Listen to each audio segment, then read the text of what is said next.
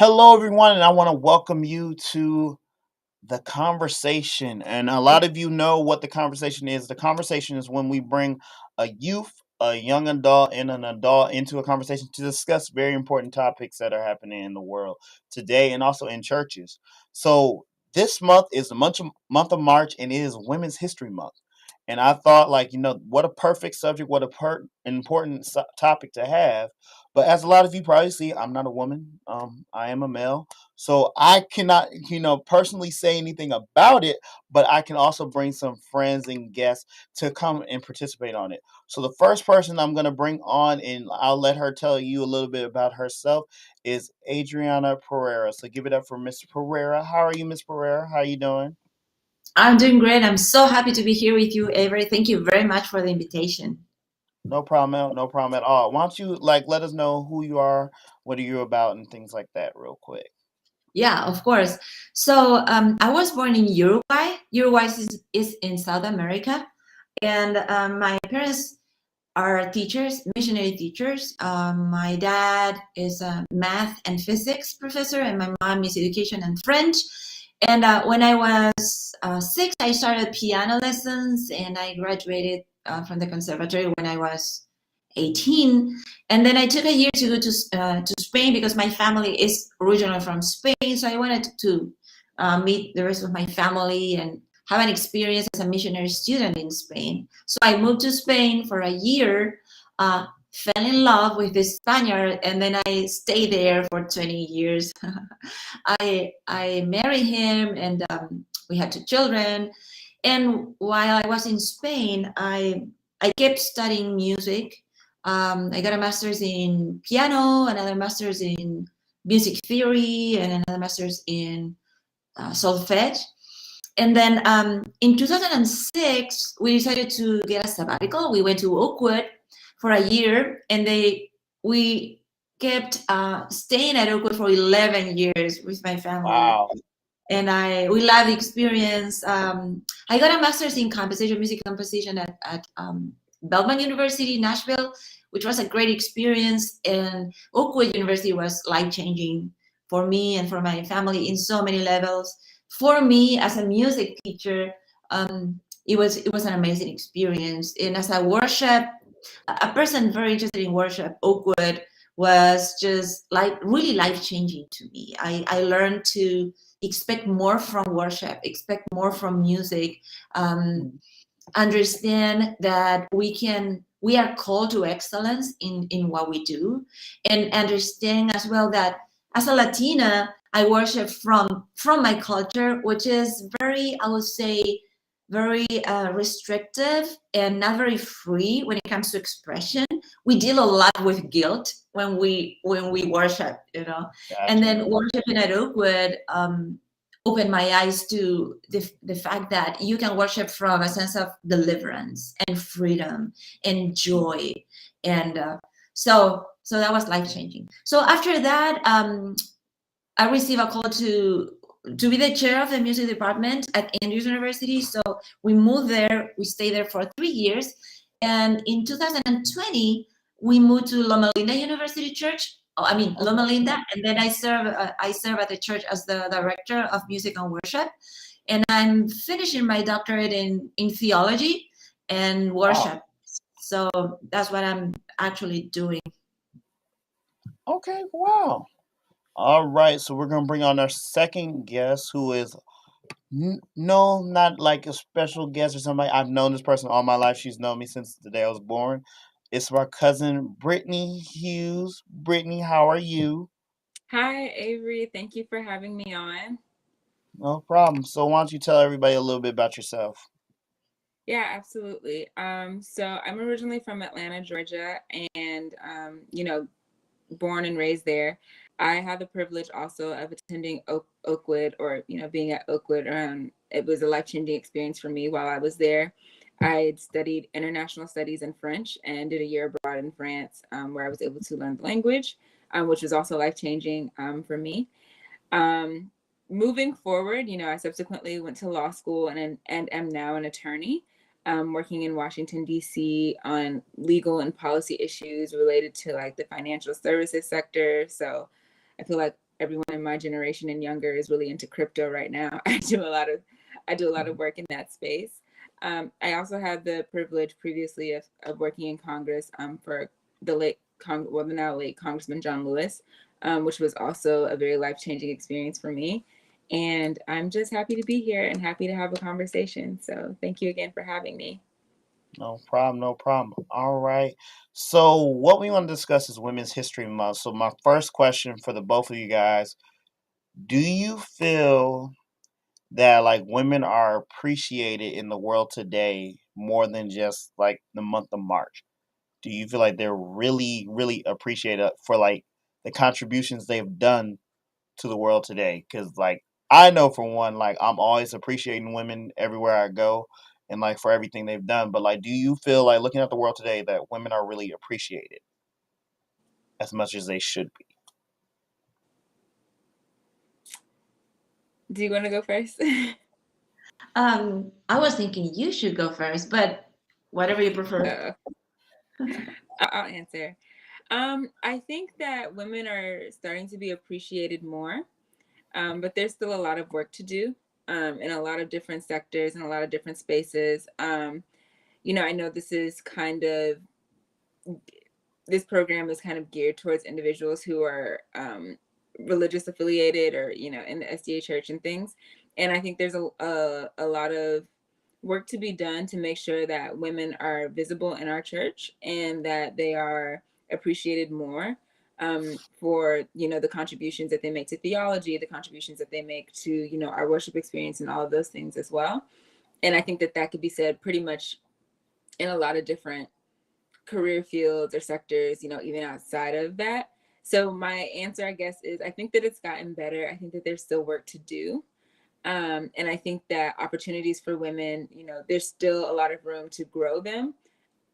I think many women still feel very confined by traditional roles, like not that there's anything wrong with traditional roles like motherhood or getting married. And there's still a lot of pressure put on young women to do and participate and be those things, and not necessarily as much in developing their careers or their interests. So I guess that would probably be my answer. All right, Miss Ferrer.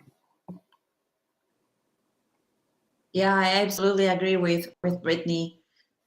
When I think about my mom and her generation, my grandma and her generation, and then I see my daughter, she's 24, I feel that there's a lot of difference between the realities that we've experienced as women, as professional women. Um, I remember my grandma being a nurse and telling me that there was a lot of difference in her salary and a male nurse, for example. And the credentials were the same, the experience was the same, but just the financial compensation was very different just because she was a woman. When I think about my mom, um, she felt like sacrificing a lot so my dad could pursue more and more studies, and then she just be there behind. She's a woman of character, but she understood that that was her role, and she was happy doing that. My generation, I understand that. For example, when I was in Spain and I tried to study a master's in composition, it was very hard to get there. Once I got there, the main director of the program told me, you cannot, because we don't accept female composition students. And Wow. I was shocked. I was like, wait, this is the 20th century in Europe, and you're telling me that I cannot be a woman composer because I'm a female. And I was thinking, I can take you to court because of this. But of course, I didn't go that route. I just realized that was the fact. So I looked for some other options and went to some other school to get my master's degree. But even today, in the field of music, for example, how female orchestra conductors do we have? How many women composers do we have out there? Sound engineers, there's a lot of work to do when it comes to ministry. Right now, I'm a pastor of worship at Catholic, and I in my church, like in a university church, uh, women are ordained. We have 4 colleagues, female colleagues that are ordained, 3, and 1 passed to ordination. But it's hard, and in some other realities, in some other conferences and union here in the North American division, that is not even an option. When it comes to South America, where I come from, you better don't say that, because it's really offensive to the patriarchal system in the church. Mhm. So there's a lot of work to do still. Yeah. I agree. And one thing I've always learned, because I tell people all the time, and Brittany knows this too, like, I was birthed by my parents, but I felt like I was raised a lot by my aunts Mm.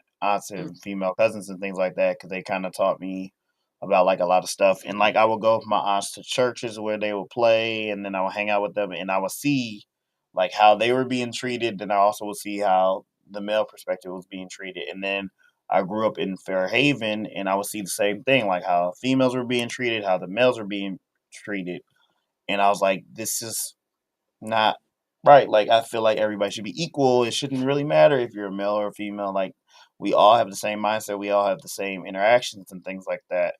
And so kind of like when I went to Oakwood, um, and I got to the music department and I saw like a lot of the head teachers and things like that of the department were females. And like Mhm. I enjoyed it because I got the experience to learn like how their thought process, how they thought about music and everything like that. And it kind of encouraged me to be like, okay, this is I feel like this is how the world should flow.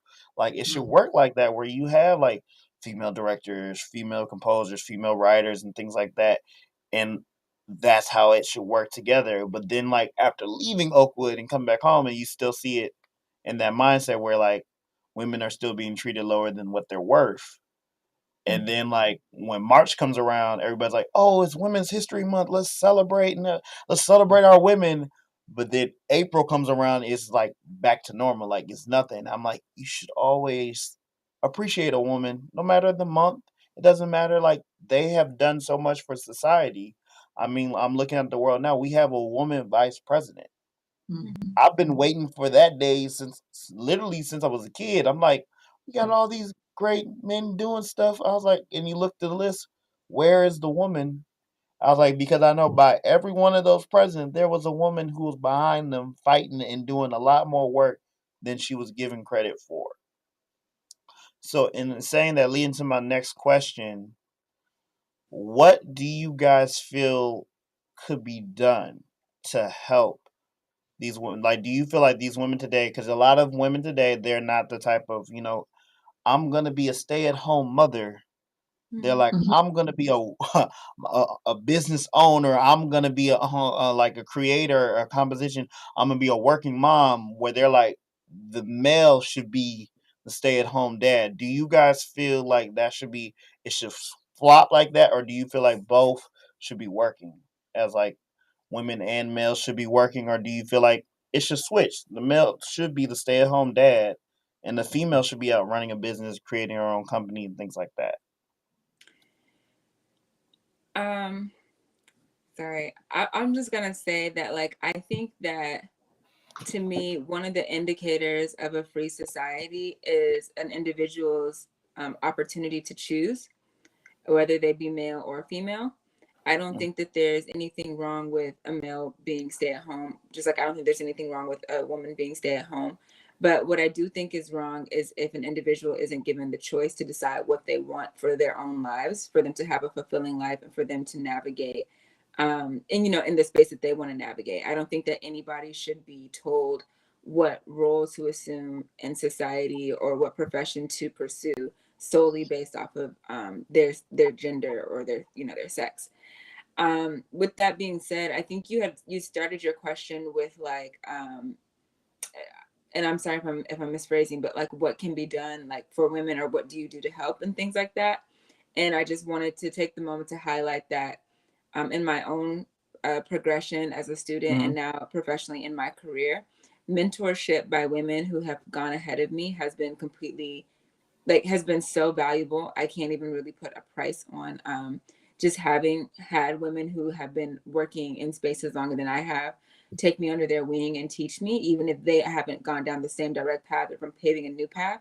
But having that kind of support system amongst women, I think, is very vital. And in the same breath, also having I guess what you would call an ally in men who occupy the same spaces that I'm wanting to occupy. Like my dad has always been like a huge ally for me, but also, other men who have seen, my skills and talents in other ways, speaking up for me in rooms that I'm not, privy to or given space in, that they occupy all the time is also a really big deal. But in summary, we should all have the right to choose. We should all have, the opportunity to pursue what it is that we want, that we think will give us a fulfilling life, no matter, no matter our identity and how we see ourselves as male or female.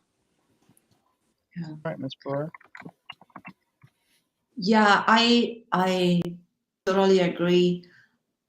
When you take a look at the role of a woman in marriage, for example, maybe 50, 80 years ago, it was easier in the sense that everything was more established. Today, you get to negotiate what do you want with your partner, right? So what do we want? And it's more complicated because even though of course I prefer this model and is the one that I choose, it entails a lot of self-seeking and self-assessment, and I would say self-confidence, because I remember when I fell in love with my husband, we're coming from very different cultures, even though we speak Spanish. That's another conversation, We belong to the same label, Latinos or Hispanic or whatever, but we come from very different cultures, Uruguayan culture and Andalusian culture, which is my husband, southern Spain. They don't have a lot in common, even with the language, we speak differently. So when we had to negotiate, okay, so if we want to get married, what do you think about this? And they were the way we were raised is so different. Our models were so different. So we get to decide, what do we want to do? And one thing is to say it, and then now you had to live it, and then you have ideals, and you know that this is right and this is progressive and this is what you want to be. But sometimes your background and your emotions, they go in a different direction, and you had to reconcile a lot of things. That is why I'm saying it's more complicated. Freedom entails more responsibility and is more complicated. Democracy is more complicated, right? Entails conversation and a certain level of maturity. But of course, I wouldn't change it for anything in the world. So I would say to keep moving forward, to keep getting deeper in who we are as women is complicated, but it's worth it. And there's one more thing that I would like to say, and it's also complicated to say, which is, Brittany was saying that she has found a woman in her life and in her profession that took her under their wing and mentor her, and that's fantastic. And I also found that. I remember at Oakwood, Dr. Osserman. Dr. Osserman, she was the first Black woman composer that got a doctorate degree in the University of Alabama. That's huge. Wow. When nobody could do it, she did it. And I remember when I went to Oakwood and she took me under her wing and she just mentored me, and I just get emotional thinking about that because she was amazing. But when I think about some other experiences that I've had in some other places, the ones that gave me such a hard time fitting in my workplace and understanding what my role was were women. So sometimes I guess that the fact that we had to fight so much to get a place in the table, um, make us so competitive that when we get a place on the table, we forget to just pull out a chair for another woman, Yeah. and mentor her, and just stop the competition mode and turn on the collaboration mode and the mentorship mode and the be like Jesus mode. So I think that's a big thing that women not always talk about, because usually the focus is men. They don't give us our place, but what about ourselves when we get to be there? Yeah. How do minorities treat peers? Minority as a woman, Latina as a Latino woman, how do we treat people just like us that got a place? I think that's a big responsibility, and we need to be more aware of the role that we play. It is so important, because you expect certain behavior from certain um, section, of society, not from your peers. So that's more difficult to cope with. It I agree. is. And like I guess that was one thing I never really understood growing up, because like Miss Brand, I believe I talked to you about it like when we were at Oakwood. When I created like my own production company, like my first person I brought to my team was my best friend who was a female.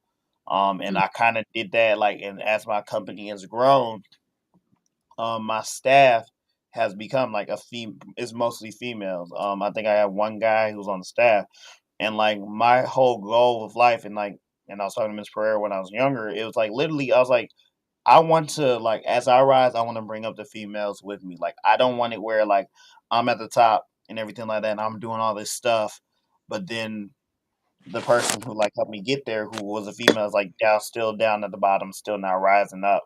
And like that's always been the thing with me, especially my aunts taught me that is like literally as you move forward in life, Avery, kind of like bring people up with you, but like make sure like get the female perspective, get the like because Mhm. you're a male, you're growing up as a male, you already have the male perspective there. It's literally, but like the female perspective brings a whole 360 to what you're already thinking about. And as I built every company, and that's literally everything I've done. My mime group, I have assistant director. She's a female. My AY department as a youth leader, my assistant is a female. And my thing about that is like, cause everything I do, I want to have that female perspective. I want to have that 365-degree understanding of life and things like that. And it kind of helped me because now, like when I put out a program or if I do a thing, like I'll send it to them first. I'll be like, here's the idea. And sometimes they're like, that's a great idea. I like the perspective. I like what you're doing. Sometimes they're like, you might want to reword that. You might want to rethink that. You might want to change a lot of that up. And I kind of do it, especially not just in that, but also in the music I write. A lot of songs I've done, um, it's been like inspiration, inspiring to women. And Brittany, I believe I've sent you some songs that I worked on before, and I was like, "Yo, Britt, what do you think of this? Like, is this inspiration? Is this encouraging women, or is this like tearing them down?" And I think, and a lot of times you're like, "Avery, I love it." It's just like maybe change this line, maybe change that word, but like other than that, you're encouraging them the female capacity. Like you're literally inspiring and trying to help the world. And like that's always been a goal of mine, like to encourage and help them grow. Because like the women of the world, like literally, if we didn't have women in the world, there would not be anybody else in the world. Women kind of help create and formulate the children of the world. So it's kind of like without them, where would we be? Hmm. So it's kind of like that's literally how I live my life and how I live and do everything I do.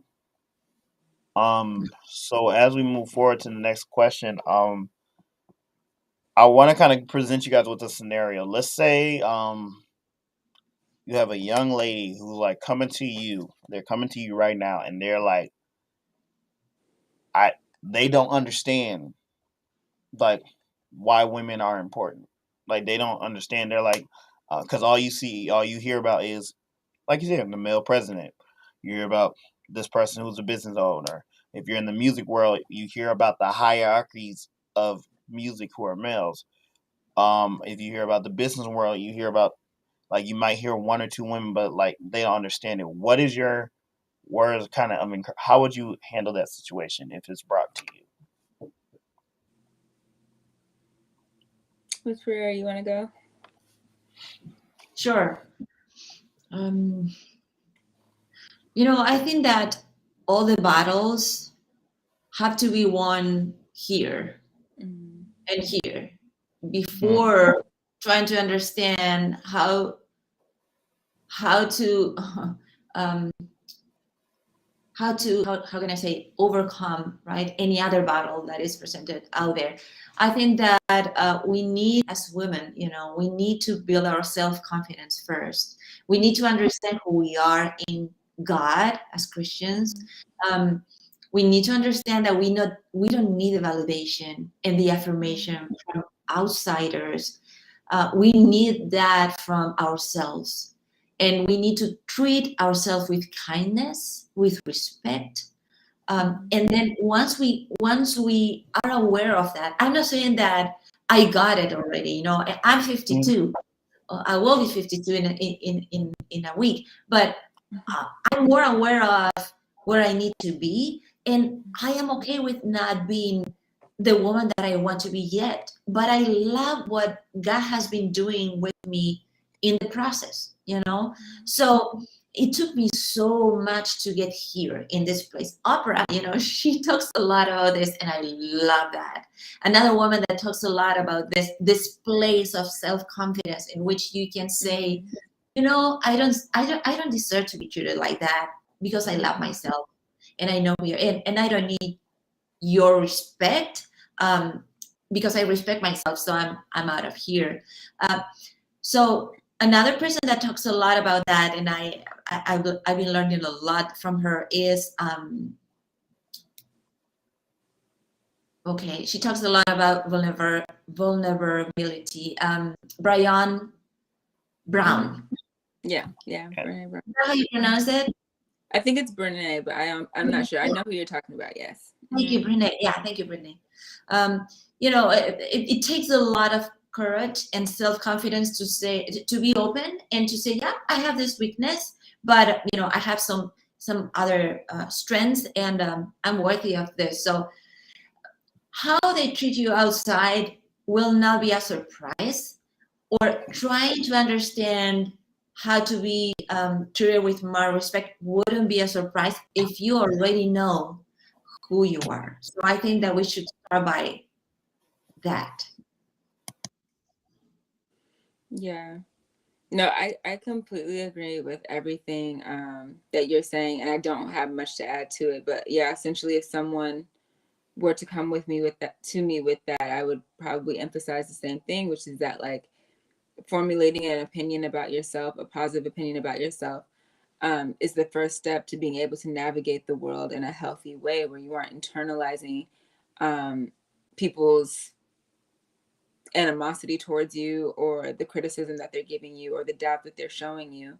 It is all about, like, as Ms. Pereira said, winning the battles in your mind first.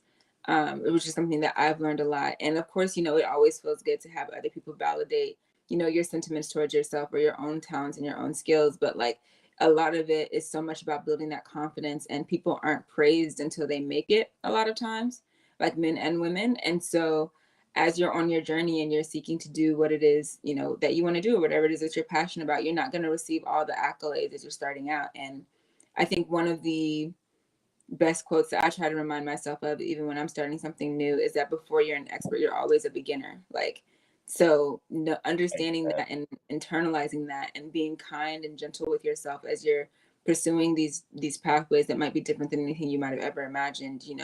I think it's especially important for women to give themselves grace, essentially. I like that. So my next question is kind of like I really want to hear you guys' thoughts on it. So when you learned of the news that Kamala Harris was the first female vice president of the United States of America, I want to hear, like, what was your first thought? What did you do when you first learned that information, and how did you react and things like that? Honestly, Michelle Obama set the standard pretty high. So She did. She did. after Michelle is like, oh, I don't know, anyone that could do better. And maybe that's a very unfair thought to have, but I Mm-hmm. so much look up to Michelle. And I was just, when Brittany was talking, I was just remembering this phrase that I love about Michelle: when they go low, we go higher. Mm-hmm. Things like that, how she handled herself. I remember she going to Argentina when my sister was living in Argentina, and she was expected to be the first lady, and maybe, I don't know, say something about the White House decorations. I don't know, but I'm sorry if I'm not being PC, but I remember she had a speech and she talked about the history of Argentina, the history of Argentinian women fighting injustice and social injustice, and everybody was like, "Who is this lady? How does she know our history and those very sensitive points to touch with so much elegance and sensitivity?" So she set the path for any other woman coming after her. Mm-hmm. I think, in Yeah. such a professional and elegant way. So Kamala Harris, I got emotional when I saw her there, and I honestly, now that I see the place that they are giving her, I pray for her many times. I was telling my daughter last week, we need to pray for this woman. Independently of your political affiliation, it is hard for a woman to be there, and how much you can do, how much you're allowed to do, and all that. But yeah, I think she needs our support and our prayer, and she has all my admiration. Mm-hmm. Great. Yeah, I think I would agree. I feel very fortunate in my lifetime, especially maybe more recently. I've had the privilege of seeing a lot of women who reflect a demographic similar to mine. Kind of do amazing things, especially in this law or political space that I occupy. Like Stacey Abrams was a really big deal for me. And like Ms. Ferrari mentioned, Michelle Obama and the way that she handled a lot of things was also a really big deal for me. Like just her presence and her continued willingness to speak on tough issues, even though she didn't have to. And then of course, granted, like people, have their opinions and things like that, but even seeing the strategic mind of Nancy Pelosi, and the way that she navigates her very difficult job has also been very inspiring, whether or not I agree or disagree with some of the things she does at times.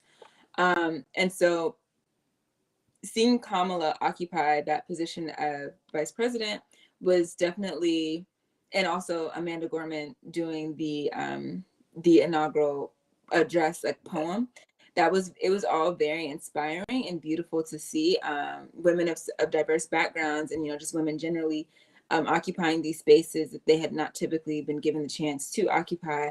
And so, much like what Ms. Pereira was saying, I do oftentimes sympathize with her role, because I don't think it's an easy position to occupy. I admire her ability to get to that level in her career, and her ability to, I guess, occupy the position with fortitude and and strength, and inspire women from both African American or Black backgrounds, but also Asian American backgrounds. So my support is with her, most definitely, and really honestly, any woman who is a barrier breaker. We have Ketanji Brown, who's about to be nominated as Supreme Court Justice, and so many other women in various spaces, whether it be science, whether it be music, whether it be art, just really breaking barriers that I think have held us back for a while. All right. All right. So I'm gonna let you know my experience. Like, so when we found out Kamala Harris what became, the official and everything like that. So I have a sister, I have a mother, I have aunts, I have a lot of friends that are female. So my phone didn't stop ringing when I found out, like, I didn't find out from CNN, I found out from all relatives, because they blew it up, and then, like, and it was like a whole big moment. I was kind of like, I was like, and I felt proud because, you know, like, I'm a male, like, and a lot of men were like, oh, they could have been. I was like, no, no, like, you're seeing a female rise high, like, to that next level. And I like, next thing we gonna see is a female's gonna be president, and I'm like, these are things that, you know, we need to prepare for. And I'm like, and I love to see women reach the next level and level and level and go up because it inspires me. Like, because if I get married one day and I have a daughter, like, I want to show my daughter, like, this could be you one day. This could be your next level. Like, and encourage her to keep growing and let that light shine. And, like, as I get to this, my last question is for you two. What is something that you could what you would say to men of the world today, kind of like to help them and help them to kind of like get where I'm at, like to encourage your females, encourage women, don't just kind of like, hey, you do you, I'm gonna do me. Encourage them to go to the next level. Encourage them to reach that top thing. Don't, if they come to them like, I want to try this, don't just discourage them. Kind of encourage them. What are some words of encouragement you would give to men or the male perspective of the world to help women of the world?